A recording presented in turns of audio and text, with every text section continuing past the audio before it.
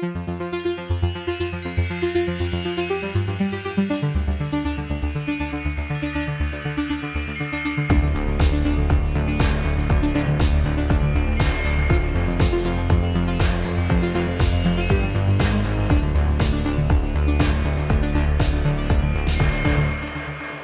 everybody, and welcome to another episode of Every Horror Movie on Netflix, the podcast where we watch, review, and discuss every horror movie on Netflix. I'm Patrick, and I'm here, as always, with my co-hosts, Allison with a Y. Hello. And Allison with an I. Hello. And we are here today to discuss a movie that the Wheel of Death picked for us. It's our monthly or so random Netflix horror pick, and the Wheel of Death picked for us Kaali Khuhi. This is a Hindi language Indian film that follows a 10-year-old girl named Shivangi as she travels with her mother Priya and her father Darshan to visit her paternal grandmother Dadi, who has mysteriously taken ill. We see the cause of Dadi's illness in the film's prologue, which shows a distressed man breaking open a closed-up well in grandmother Dadi's village. A strange girl came out of the well and traveled to Dadi's house, startling Dadi, who seems to recognize her. Now, Grandma Dadi lies in some sort of coma, watched over by Shivangi's aunt Satya, who is played by acclaimed Indian independent film actress and activist Shabana Azmi. As Shivangi connects with Satya, she unwittingly begins to unravel dark family secrets behind her grandma's illness. And this title, Kaali Khuhi, I should have mentioned right at the top of this, means the Black Well, referring to that well that we see in the prologue and which recurs throughout the movie. I'm just going to say right off the bat, this was a lot heavier than I anticipated it being. Yeah, I think most Indian films I have seen have been a lot lighter in tone, and this took its subject material very seriously, and understandably so. It wasn't Bollywood. We can say that. It was not no Bollywood. Singing or dancing. Not a hint of Bollywood. We had that question when the Wheel of Death selected this movie, and not Bollywood, no musical numbers. This is a movie about a very specific social issue in India that is a very real-life, horrifying thing, but we're not going to be able to quite dig into it until we get into the spoiler room later. So we're going to talk around it for a little bit and then get into it in the spoiler room. But this film does something kind of interesting in that it portrays Indian women and their social politics across 3 different generations. We have our very young main character, Shivangi. She's still kind of figuring out her way in the world and doesn't know what to make of what's going on. We've got her mother, Priya, who is honestly probably about our age. You know, I would say probably maybe 30, younger. somewhere in her 30s, maybe even younger. Yeah, sure. But yeah, sort of a young adult. And then we've got kind of the older generation represented by the grandma, the aunt. I think this movie does an incredible job of drawing pretty distinct characters that represent the politics and the social issues that this movie is addressing. How did you relate to the characters in the movie? I will say that it became obvious very, very early in the film that Priya, Shivangi's mother, fucking hates her mother-in-law, who is taken ill and in a coma. And you kind of are like, you're mean. Like, Yes. For a while, I was like, you are not nice to your family. Yeah. I mean, honestly, though, I kind of liked Priya from the get-go. Same. She just seemed like a good mom. She seemed cool. She seemed like a cool mom. She seemed cool. She seemed like she had personality. She seemed like a good mom. She wasn't like overbearing with her daughter, but still caring. Yeah. And she wasn't strict, but still protective. Like, I don't know. She just hit a nice modern balance of parenting style with her kid. And you know something is amiss because of how vehemently she instantly, like very early, second, third scene in the movie, just does not want to go and visit her sick mother-in-law. Yeah, like she has something is going boundaries. On there. Yeah. And she's like, that's okay. She if she dies, she dies. right.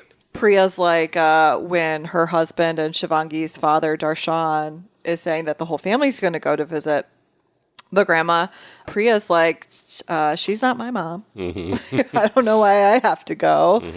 And at first I was like, ooh, that's a little cold. And she wasn't nice to him. Like, she didn't like him. No. But you wonder why. Like, something's going on there. Yeah. Yeah. Yeah, the grandma is a very domineering figure. You know, when Shivangi's family shows up, Aunt Satya is like, I could have taken her to the hospital, but she didn't listen to me. You know, it's this is a woman who does what she wants. But, you know, a lot of the time in this sort of story, you'll get an archetype of an old person or a kid or a young parent or whatever. But this didn't feel like that to me. These characters felt well-rounded and thoughtful portrayals of the different ways that women interact with society and social mores in India. Of course, coming from a white man who's never been to India, but still, that's how it hit me. Yeah. These characters made a strong impact for me. Yeah, I gave them the benefit of the doubt that this is how these characters would behave in the societal structure of India without knowing anything about what that means. Yes. Right. Yeah, and I could see pretty early on the sort of generational progress between the characters, I think, was very well laid out. You know, there's the grandmother, which we learn she's very strict, very traditional. There is Auntie, who's a little bit older than Priya, who is protective and caring, but not always honest and open about everything. And she's more evolved. And she's more evolved than the grandmother. And then there's Priya, who's like boundaries, has respect for herself and wants what's best for her daughter, but not in like a, I need to tell you how to live. It's just like that's not good for you. Those people aren't going to treat you the way you deserve.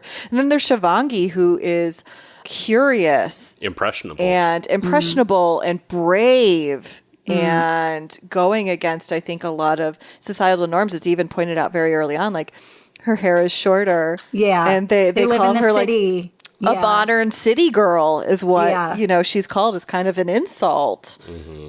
Well, and she's trying to make sense of her place in this world because she only knows what her mom has shown her. And they go to the grandma's village, which is rural. It appears pretty impoverished. You know, things don't seem to be great there.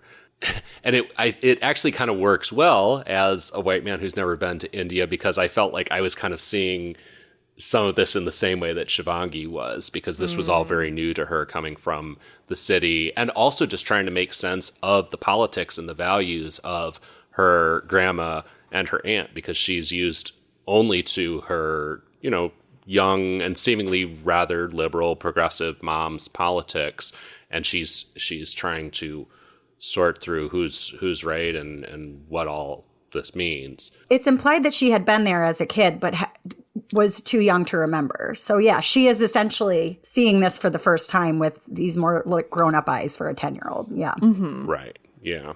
But yeah, I found these characters rather rich and I thought pretty well realized lenses to examine this social issue that we're going to discuss more in a few minutes in the spoiler room. But before we get there, you know, there is some mystery about what the hell is going on. There's clearly something kind of sinister that has happened to Grandma Dottie in the past, and something sinister that's been going on in this village. And I found the mystery pretty compelling, actually. Did you all? I loved the way it unfolded. I think it unfolded in a way that created a lot of suspense and mystery, and personally for me made the film like fairly spooky. But yeah, there's this little girl that we keep seeing pop up at different moments, and she is very creepy. Sometimes she's just a normal looking girl who's acting in slightly creepy ways, and sometimes she's got like full on like ghoul makeup. Yes. Ghouls. You got to put that in there. Ghouls. Yeah, it had some like Ring vibes with the well. It was a ghost story. It was supernatural. I thought it was spooky for sure. I liked the way the story unfolded, and I can say more later, but it was pretty gripping for a while. I will say for a while. Yeah. Yeah, it's mostly chronological with a few flashbacks, and it unfolds in such a way that you know only as much as Shivangi does most of the time. There is a coherent explanation for what's going on, but it's very disorienting in I would say a good way for most of the film. Mm-hmm. Yeah, I would say the twist that we'll discuss in the spoiler room, I didn't totally see coming. There was a lot of build up to it. And I thought that when it finally came, it was like, oh, whoa, okay. I will say I clocked it because there's a certain point earlier on in the film where the grandma shockingly wakes back up, and she's talking to Priya about Shivangi, and she just says some very, I mean, frankly, misogynistic things. And I was like, I know exactly where this film is going.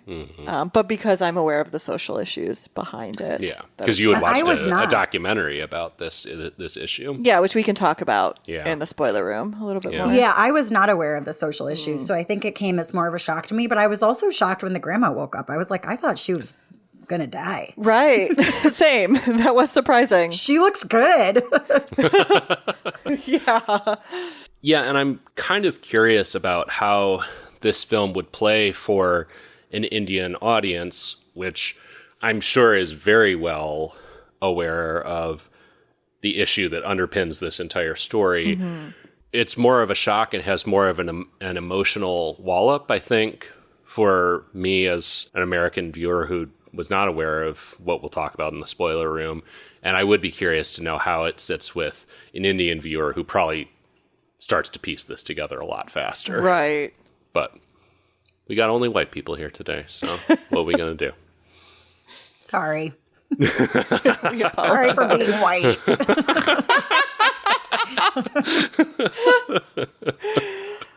I was really struck by the visual style of this, too. I loved it. I thought the cinematography was really consistent and felt very intentional and really added to the atmosphere of the film so much. It has big A24 energy, honestly. absolutely. It has that I could see chilly indie film kind of aesthetic to it.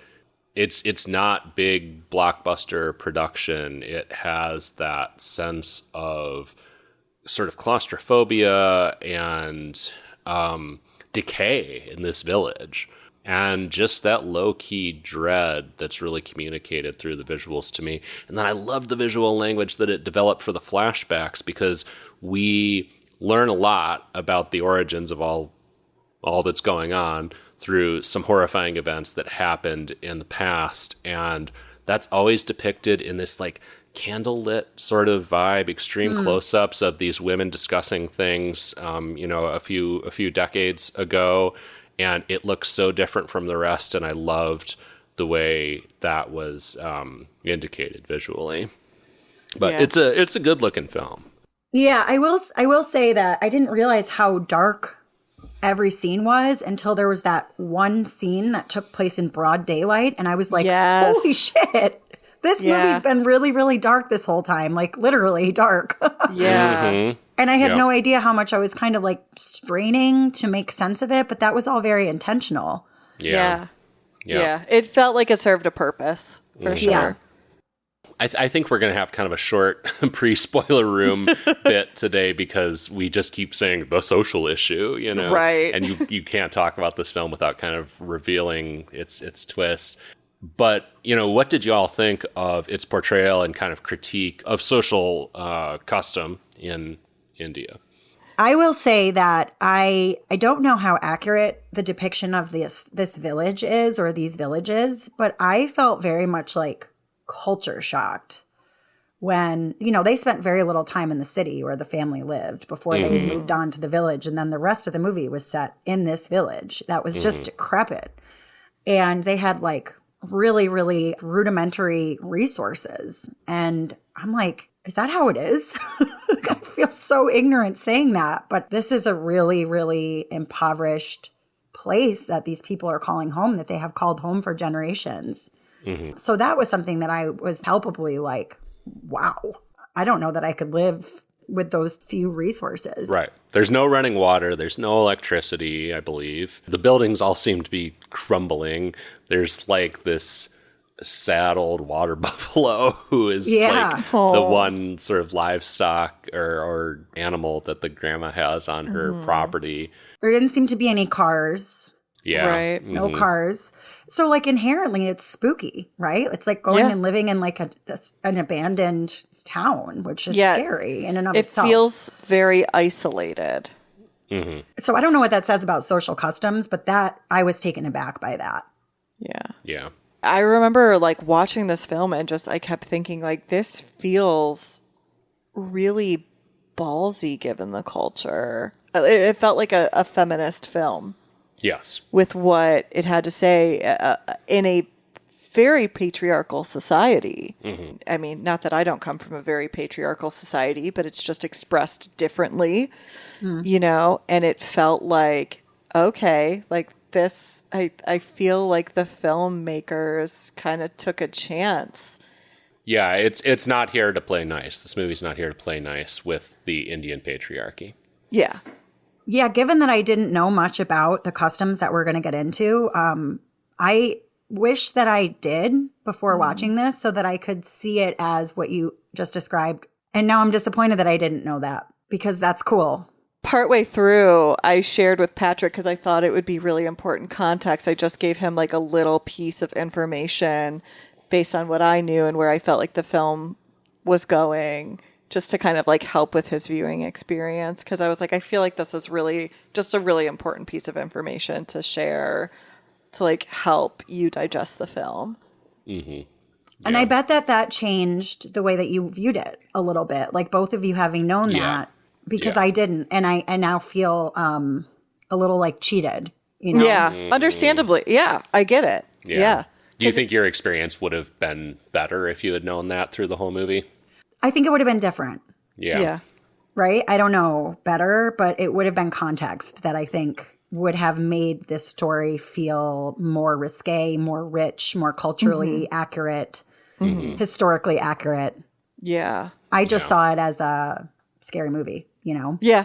Fair. Yeah, I mean, it just feels like kind of your standard ghost story for a bit and sort of a disorienting one for a little bit where it's like, what the hell is going on here? It feels borderline incoherent, but it all comes together. And I even went back and watched the beginning, like this prologue scene, to remind myself of where this had all come from and to see if kind of the pieces click together. And for me, at least, they absolutely did. But it is interesting watching this as, a Western viewer who does not have a grasp initially on what this movie is actually about. But I was impressed eventually once I learned more about kind of the history, the social context in India. And yeah, like you said, Allison, with why it does feel kind of ballsy. Yeah. And also, very rightfully so, tells this story almost exclusively through women's perspective. Like there is essentially a male character in this. Yeah. And he doesn't serve a ton of purpose. Like, this is mostly how has this issue affected women? Yeah, and I think just given my limited scope of Indian films, Bollywood, stuff like that, you know, typically women are portrayed as a lot of eye candy, not necessarily given a lot of personality, a lot of free will, a lot of autonomy. And in this, the women felt like they were in charge of the story for better and for worse at times. Yeah. And that to me was really refreshing. Yeah, I agree with that. And you made reference that there was one male character that didn't add a whole lot. And I will go so far as to say he fucking sucked. He sucked. Darshan, Shivangi's dad and Priya's husband sucked. Totally sucked. Not a redeeming quality. No. I guess I had questions about to what degree that was him versus the supernatural forces at play kind of fucking with his perception of things. I don't know. He seemed kind of shitty from the beginning, in my opinion, but okay. Who knows? Yeah, fair enough. he wasn't like pulling his weight with the women around him, and he didn't have the empathy that he needed to have. He didn't have like the compassion for his wife and how she might have felt, and keeping their daughter's emotional safety front of mind or physical safety. Like, he was just a dud. He cared about his mother more than his wife and daughter. Yeah, big mom issues, like big mommy issues. Oh, big mama's boy. I'm flashing back to early in the movie when they're driving to the grandma's house and Shivangi just has to pee. She's like, I have to pee. And Priya, the mom, says, okay, pull over so that Shivangi can go pee. And he just like ignores them entirely. He was dumb. And she like waits a minute and she's like, pull over so she can pee. And he's like, okay. It's like, dude. Yeah, I would say at best he was a dud, and at worst he was fucking dangerous. Yeah. More on that, but like, yeah. No part of him was like, oh, he's a good guy. Yeah, no. Yeah. I didn't give a fuck what happened to him. No. Before we like go to the spoiler room and stop dancing around the nut of all this, I'm just curious at a basic sort of emotional response level, how this hit you. Personally, I found it, we've talked about, I found it spooky. It was scary on pretty regular basis to me, or at least unsettling, at least that sense of just dread and disorder. But I also found it very moving. Like, the ending was very emotional for me. How did it hit you two? I felt like it was spooky. It was an interesting concept and premise that I hadn't ever encountered before because of sad cultures that we are just not privy to or familiar with. I will say that it got a little bit too confusing for me at the end. And I was hanging on. I was right there with it until a couple things happened in a row that I was like, I don't understand what's going on. And then the very last scene that Patrick is talking about having felt moved by, I also felt moved by, but I felt like had the scenes right before it that I found confusing not confused me, I would have felt more moved by the end. By then I was kind of like, I don't understand what's happening. The very final events are disorienting and sort of hard to explain. We'll try to explain them in the spoiler room. I liked that, actually, but it is disorienting. Yeah. Yeah, that worked for me. And once again, more again on that in the spoiler room. But I also found it spooky, atmospheric. It had me really engaged and feeling the dread that different characters felt. And I too was moved by the end. I mean, I think I had like literal like tears welling up in my eyes during that final scene. The emotional payoff was I thought really well done with this film. Well, let's get to the emotional payoff of this episode and actually talk about what the fuck we actually have to talk about with this movie. We just want to preserve the experience. If you want to try and watch the movie on your own and not know what's going on, have this beautiful white person experience that we've been discussing of not knowing what this is about. The Why Peepo experience. The Why Peepo experience. But before we go down to the spoiler room and spoil everything, we're going to weigh in on our reviews of whether you should view, cue, or screw this movie. Allison with a Y, would you like to kick us off? This is a view it for me. It might be my favorite like international horror film I've ever seen. Oh, wow.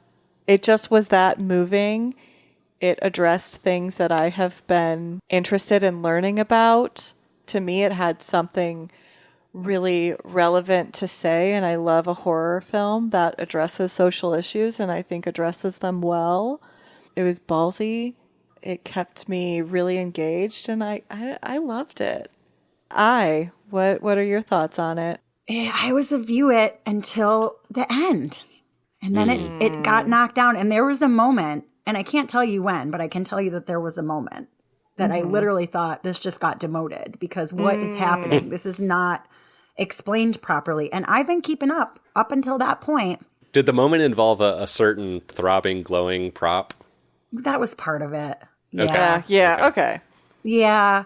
There were too many scenes in the upstairs that happened right in a row. And I was like, what is happening? So for that reason, again, I do wish that I had known about this terribly archaic, awful custom that they had that was historically accurate before or during watching this movie, because I do think my takeaway would have been different, but it wouldn't have changed the fact that I thought some of the scenes were a little sloppy.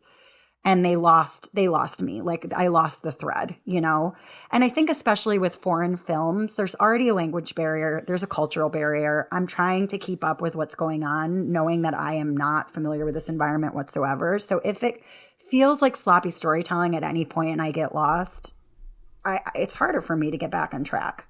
Yeah. So it's a cue it for me, but it was a view it for a while. What about you, Patrick? It's a view it for me. I was hugely pleasantly surprised by this, especially given the awful reviews I saw of it on Google and Rotten Tomatoes. Again, it opened my eyes to something I wasn't aware of that we're going to discuss in a second.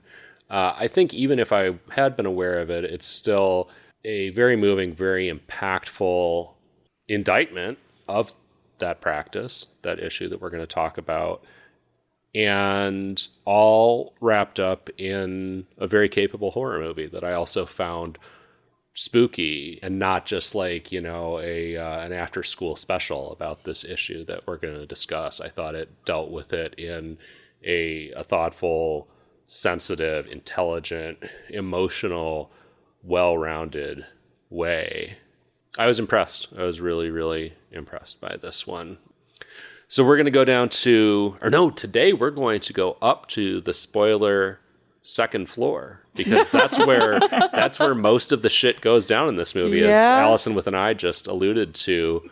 Nothing good happens up there. Yeah. No. After the weird girl visits grandma at the beginning of the movie, she goes upstairs and basically all the bad stuff happens upstairs in this movie. So we're going to the spoiler second floor.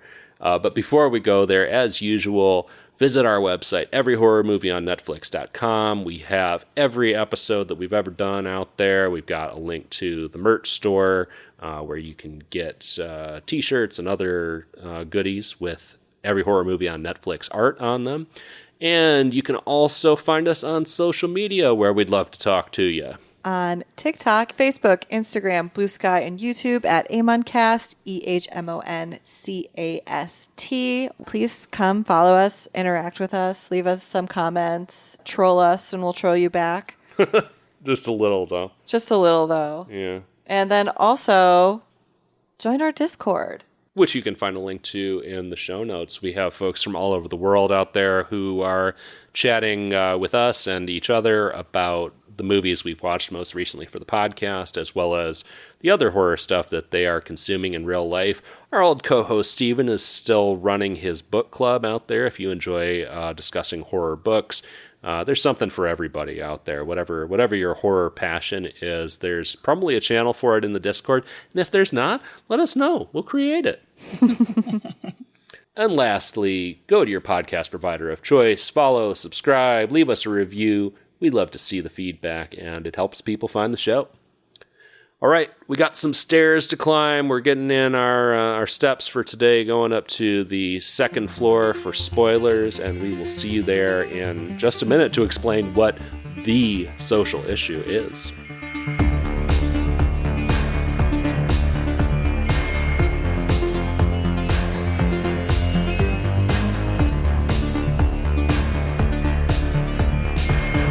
All right, we are back. We have climbed the stairs to the spoiler second floor to spoil everything about Kaali Khuhi, the Black Well.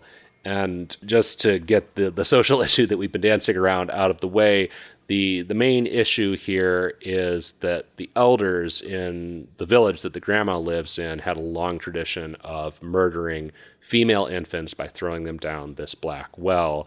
And this is not something invented for a horror movie, but is a very lengthy, very real tradition in India. And Allison with a Y, you know a lot more about this because you've watched some stuff and read some stuff about this in the past. Yeah, years ago, and this is what clued me into what was going on in this film. I watched this documentary called It's a Girl, The Three Deadliest Words in the World.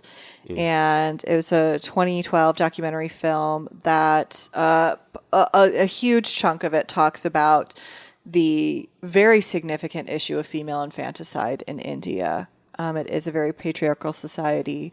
They value boys, they value men, and girls are often seen as a burden on the family. And there is a huge problem with female infanticide, in part because mothers are afraid that their daughters will only suffer. Some families do not have the money for the dowry that is expected, that the girl's family, pays to the husband's family. And within that as well, like there are women, the husband's family will kidnap these wives and either force them to have abortions or force them to reveal the sex of the fetus because they don't want these girls in the family to be a burden. So unfortunately, India has, if not the highest rate, one of the highest rates of female infanticide, of gendercide, female-based gendercide in the world.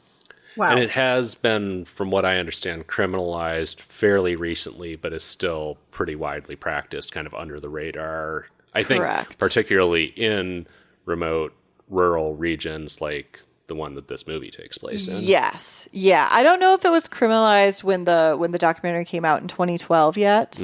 Yeah, I want to say 2013 was what I saw the other day, so but maybe right after. They were talking about like trying to get it criminalized. Oh my God. At the time. And it's a really horrific problem. And I basically figured out what was probably happening as soon as there's this scene earlier on in the film after the grandma wakes up and she's talking about how why did Priya never have a son? That the daughter, that Shivangi was useless, that she needed a brother to be useful to help the family because Shivangi would be nothing but a burden to the family. And that was the moment where I was like, I think I know where this film is going. Mm-hmm. That is horrifying. It is. Yeah. Yeah. Yeah. You just giving a history on it, I thought that you were going to say that this has been outlawed or made very taboo, like for a long time.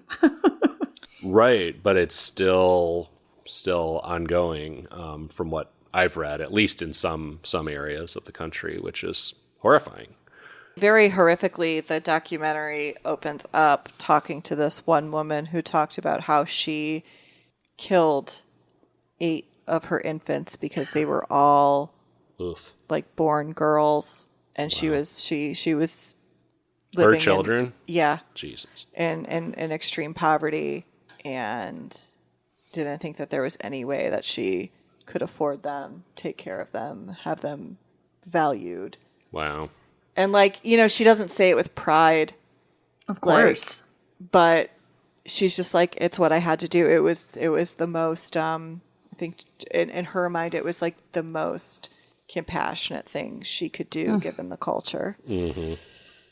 That is like one of the saddest, most horrific things I've heard in a while.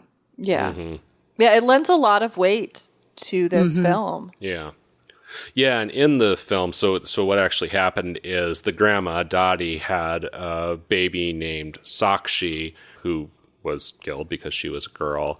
And eventually the elders in the village passed on, and the village did away with this practice. So they closed up the well that they would throw these babies into. But when the well was reopened at the beginning of the film, which is a little non-specific, but from what I could tell or interpret, the man who opens the well at the beginning of the film seems to be haunted by screams coming from the well. So I can only think it's his child, or maybe just generally he's... Just the ghosts of the girls from the well. But this does not seem to be a man that we know or see again in the movie. But for whatever reason, he's haunted by screaming that he's hearing coming from this well, and he opens it up, releasing the spirit of Sakshi, the grandma's daughter, who goes on to essentially like set out to take revenge on the grandma and the family in general for what happened to her. Sakshi is Darshan's would-be younger sister. Would-be Yes. baby sister. Just, to clarify. Yeah. Yeah. Yeah, so she would be Shivangi's aunt. Yeah. Yeah. So what was with the like ominous old woman character with the glass eye or like that white eye? What I know she was one of the elders, but was she like a ghost? Was she what was her deal? I think she was just an elder, and she was kind of like the leader of the women elders, and she was the one passing on this practice, because we see her before we learn about what was happening with the babies. We see her one more time, which is basically, it's like presented as a ghost story, but it is a flashback to what turns out to be Auntie's childhood, when she runs into this little girl who I think you later find out is a ghost. And this old woman with the glass eye, she confronts the girls, and Auntie gets away, and this ghost girl begins to like vomit this black liquid that we then see come back in other forms, and is heavily implied that is used to poison the babies before they're thrown down the well. Mm-hmm. Okay. Yeah. I'm following you on the black liquid, but I'm still confused about the woman, which was something that I wanted to understand better because she was scary. Yeah. She's just an old woman in the village who is trying to carry on the really horrible traditions. I think that's the bad. implication. Yeah, she's a bad one.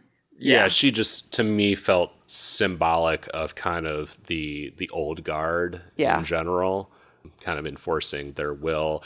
And you know, she comes off probably the most like kind of a traditional, I don't want to say cartoonish, but a little bit of a reductive, like traditional horror ghoul, I guess. You know, she's a creepy old woman with like a one eye that, not a glass eye, but it's clouded. She's blind, seemingly, in one eye. And, you know, kind of a horror archetype, really, the creepy old woman. But it worked for me in that, yeah, again, she was kind of representing an idea more than anything, which was just this violence that had been inflicted on babies in the village for a long time. And it worked for me because you have the grandma, Dottie, who is of the same generation-ish, who is a more complex character. Even though we don't like Dottie too much, we understand her more. She seems more like a human, and you can see the effects that upholding these values have had on her. Yeah. So it worked for me to have both kind of the reductive portrayal of the idea of this practice represented by this old crone, essentially, but then also to have the older generation represented in a more fleshed out way with the grandma. That was what I took from it anyways. To give one answer to your question, I guess. No, I think that's right. Can I ask another question that I was confused about? Because you guys seem to have a better understanding than I maybe did. Yeah. There's that bracelet, right? That that Darshan, we learned Darshan makes for his baby sister, which is so sweet. When his baby sister is in utero, and his mom or one of the elders says, you know, boys don't make jewelry. And so it's kind of like cast aside, but this bracelet shows up a ton more. And it seems like it represents both healing and undoing. And I just got really confused with what the bracelet did. Does anybody have insight onto that? To me, it represented Darshan's forced entry into the patriarchy. He was excited for his younger sibling. He was looking forward to being a good big brother and caring for her. And that was stripped away from him. And in order to kind of deal with that, he had to harden his own sort of views towards women and kind of justify that to himself. And so to me, that bracelet comes back to haunt him just as much as it does Dottie, and the choices that he made to not challenge all of the things that he then internalized from his own upbringing. Well, didn't he think or assume that he was going to have a brother as opposed to a sister? Oh, Wasn't he making that technically for like what they thought was going to be his brother? You might be right. about Maybe that. maybe they hoped it would be his brother. He does say that he thought it was going to. Yeah, now that you say that, he did say that he thought it was going to be a boy. Yeah. But Yikes. the bracelet first shows up. Somebody pushes it through a brick in the wall to Shivangi, and then she seemingly puts it under her grandmother's pillow, and then her grandmother has this miraculous recovery. Like, I just really didn't understand what the bracelet was doing, aside from its literal sense, right? Like, do you guys remember those scenes? It being pushed through the wall was, I think, the work of Sakshi, right? The ghost girl, like, sort of pushing through this symbol or sign, I guess, to Shivangi. Yeah. Okay. I forgot about her putting it under the pillow. Did she do that? Well, we don't remember don't that. see her put it under the pillow, but the grandmother wakes up and gives the bracelet to Darshan and says, get rid of this. Right. And so he goes on some long walk through the village and ditches it. And then the grandmother gets really sick again. So that's where I was like, is this bracelet a good thing? Is it a bad thing? Does it hold healing I think powers? it's part of the curse. That's what I read from it. To me, I guess it just seemed like the sign of like the life she could have had and the connection she could have had to her family. And it was the way that she kept kind of expressing that, I guess, was how I read it. I think that's one of the elements that I was maybe focusing too much on, trying to see what the through line was with that. And it was lost in translation for me. Like, that was one of the plot points that never materialized for me. And I was like, I don't get it. Yeah.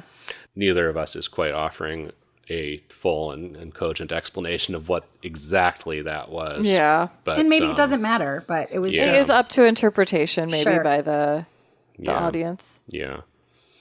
But certainly ties back to, sort of a token of love that a young child was making for the sibling he thought he was going to have. And then that was taken, even just the idea of making it in the first place, regardless of if it was a brother or sister, was taken from him by patriarchal values.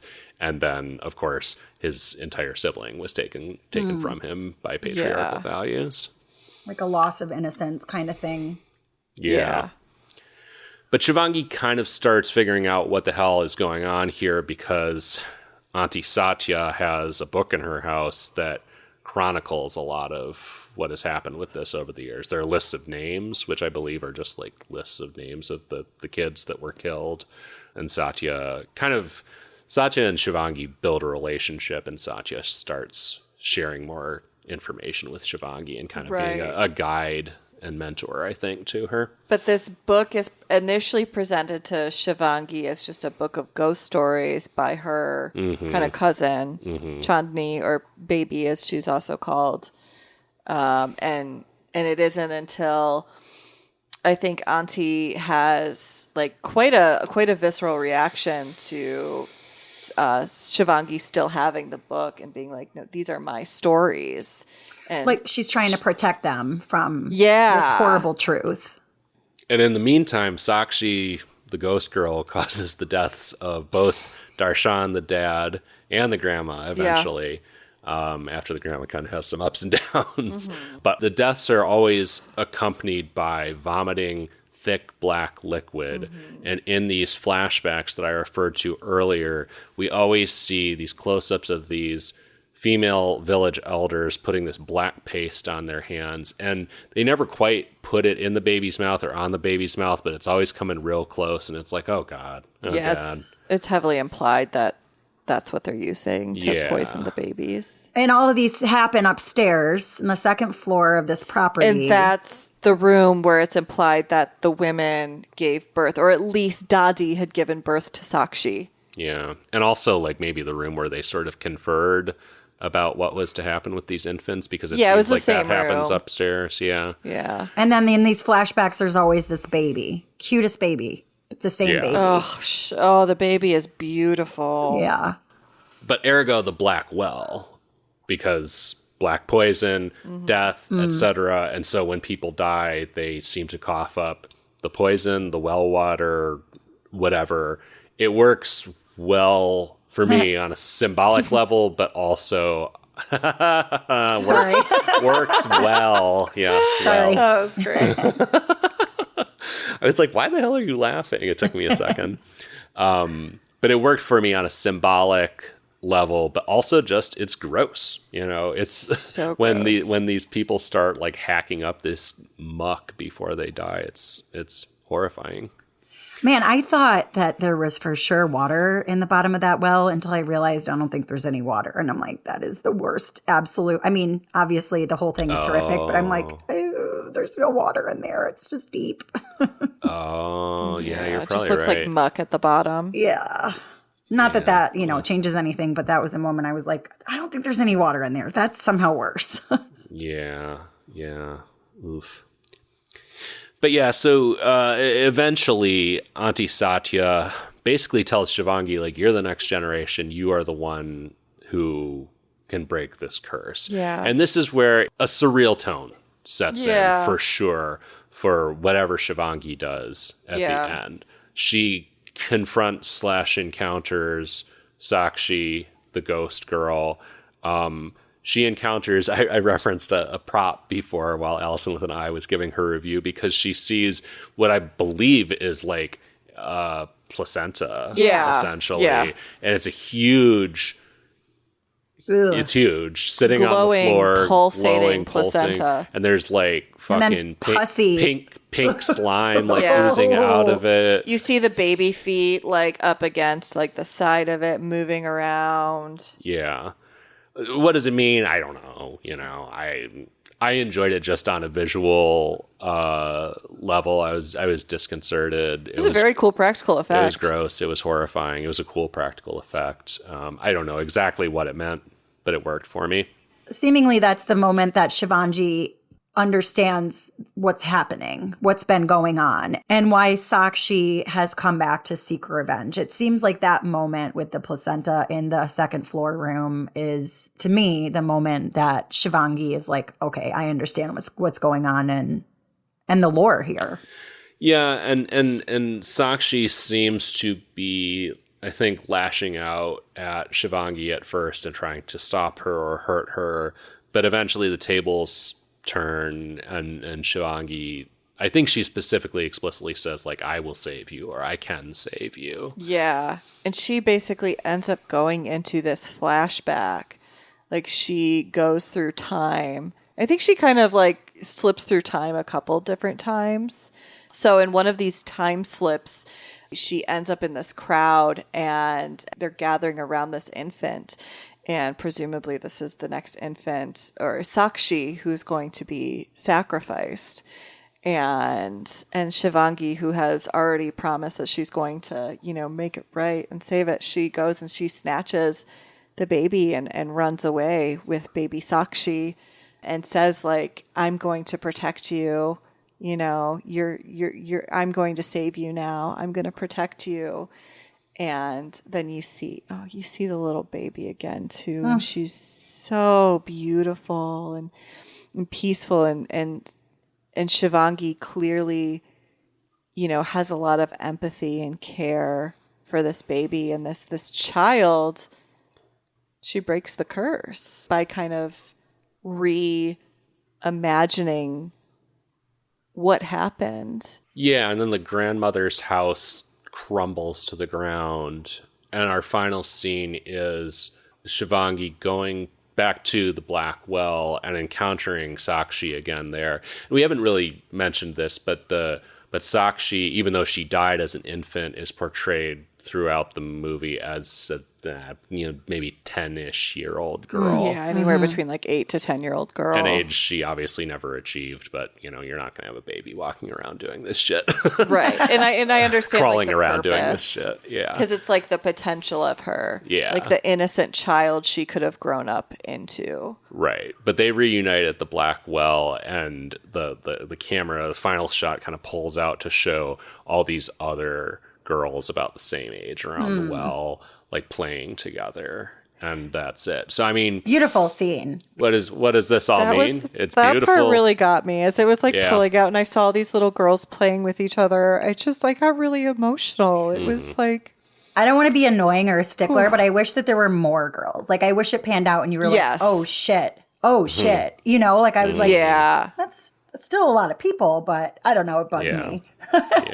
Yeah, right. There's like maybe 10, maybe 10 10, 12 kids. Oh, around, I thought it was like closer, like between like 20, 30. Oh, okay. I think I counted and there were like 12.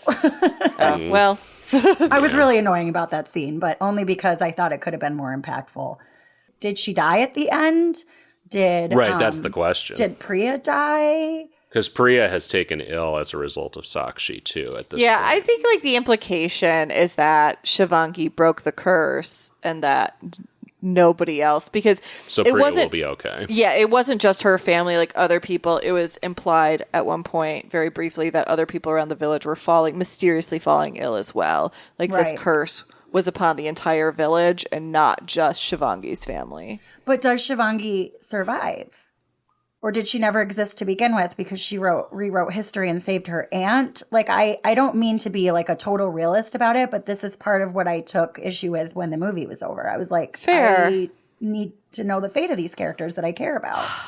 I guess I didn't need to know. I just assumed that like the breaking of the curse implied that Sakshi's character needed someone to care and needed somebody to want to save her in order for her spirit to rest and move on. That was how I interpreted it. That makes sense to me. Yeah, I don't think there is a definitive answer. I think the interpretation I like is that Shivangi did not literally travel back in time and like save Sakshi. I think Sakshi is still very much dead, but I think she's helped bring peace to Sakshi and these other kids by understanding and revealing the secret and being part of the next generation that is going to make sure that this doesn't happen anymore. Yeah. It's non-specific. It's very open to interpretation. I don't think it's supposed to have literal meaning. I think it's supposed to have emotional meaning. And it had a lot of emotional weight for me. Yeah. Yeah. Hell of a movie. Yeah. It's heavy shit. It is, but I loved it. I love a good horror film with heart and meaning. Yeah. That has something to say, and for me this film was that. Yeah, and not in like a pedantic or as I think I said before, like an after school special kind of way, but it feels very natural and it's not heavy handed, which I appreciate. Yeah. I do wonder if I spoke the native language, right? Or like was Indian myself and was familiar with these horrific customs. Like if it was just more like relatable in the literal sense, how I would have felt differently about the movie. And I remember actually when we had the discussion about Kaal, which was another Indian horror film, I asked the same question. I was like, I wonder how this was received. And you asked the question about this film early in this episode. I wonder how this was received by Indian people. And I'm curious. I read an analysis of it by a female Indian writer last night, and she did not like it. She thought that it really didn't do enough to come down hard on the side of anti-infanticide, which I strongly disagree with, but whatever, that's her take, and she has a lot more perspective on the culture and the way these things are discussed than I do. So, and that's just one person's opinion. But Right. yeah, that was one analysis I read. Interesting. That is interesting. And it's also interesting that we mentioned earlier in the episode that Auntie, Satya's character, was played by an activist. So I don't know. And like a really notable actress too. She's been in, I think I read like 160 movies. She's very well known primarily for indie films and yes, also for being an activist. Interesting. And sort of side note, but I thought she was really, all the performances were strong in this. I thought she was very, very strong. Yeah, great. Oh yeah. As a character who knows a lot of shit and has been around a long time and occupies a little bit more middle ground, I think, her politics on this are fundamentally more progressive than the grandma for sure, but I don't think probably more progressive than, Priya. Right. She admitted that she wanted to hide what the elders had done. That's and right. just let it be forgotten. Yeah. And ignored instead of confronted. Yeah, just complicit. And she plays a nuanced character with a lot of nuance. Yeah. she was very impressive. I think she was my favorite character. I think she was the richest character. Yeah. Great movie. I'm so glad to now know the backstory, and it's going to be hard, but I want to know more about it because that's big, scary, sad news to me, but important, feels like, to honor, you know? The documentary is really, really good. It also, it doesn't just, it goes between India and China and both of their issues around gendercide. Well, and I thought it was interesting, too, again, going back to this idea of telling this story primarily through female characters and women's perspectives on this issue, that this is very much a movie about how women are complicit in patriarchy. And again, we talked about how there's like basically one male character who doesn't do much and sucks. And the movie's point of view, I think, mostly is just like, yeah, men created this whole fucked up system and practice.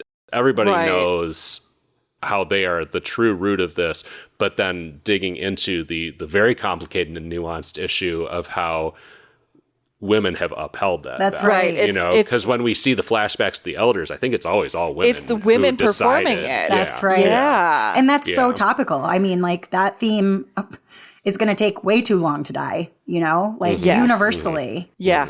Unfortunately. And I think it, again, just has a really interesting, nuanced portrayal of the ways these women have or have not participated in this and the reasons why and the consequences it's had for them, you know? Because, again, like, Grandma Dottie, pretty shitty character, but also I felt bad for her. And I think that's in the text. You know? She had the trauma inflicted on her because she didn't seem like she wanted that to happen to her child. Yeah, because who would? I don't remember feeling bad for her. I remember feeling like, ugh, I can't stand her. I think I felt bad for her in the flashback, not in the present. Yeah. After she had given birth to Sakshi. Right, okay. Yeah. And you don't see much of her, but it's still like she's exhausted. She's just given birth. Because and there is sadness in she's the a air. victim. She's a victim. She is. Yeah, because as these sort of things do, you put your trauma on other people, and she puts her trauma on other people by saying shit to Priya and Darshan about, like, you know, your girl is worthless. In front of her granddaughter. In front of Shivangi, yeah. She makes her problem and her trauma other people's problem and trauma. Yeah. And, like, again, it's awful, but also I guess I felt sympathy in that I understood why, because she felt obligated to go through that, and you want other people to feel the same shit that you did. And to justify the system. Yeah, justify what happened and then justify your survival in the system. You have to uphold the system. Yes. Yeah. I understand that take. I just really had a problem with her, and I think everything she represents, because it's so triggering for me, because that generation exists now, is alive and well, and those women, like you said, Patrick, are continuing to uphold patriarchy, like, through gritted teeth, you know? Yeah. Yeah. But they're doing it because they got hurt by the system and they want everybody else to feel the same hurt, which sucks. But I think then I relate to and empathize with the hurt that they felt in the past that causes them to treat people like shit. Yeah. Yeah. It's complicated. It is. Yeah. More generational trauma. We love a horror movie about trauma. There's so many of them. I mean, truly, there's so many of them. Yeah. And it is a great topic to turn into a horror film in a way, because, like, it is real life horror. Yeah. You know, not as obvious at times, certainly not as flashy, but it is. You know, horror is such a great allegory for the horrors that we experience and how we explain the horrible things people do to each other. Well, I mean, what is horror if not the personification of trauma? Exactly. You don't have horror without trauma. Yeah. Ever. Yep. Every trauma movie on Netflix. Well, what are we? What trauma are we sustaining next time on Every Trauma Movie on Netflix? I think it's time for horror catch up next episode, right? Yeah. Yeah. So next episode, we're going to be catching up on all the horror that we've been watching and reading and listening to outside of our assignments for the podcast. And we look forward to that as always.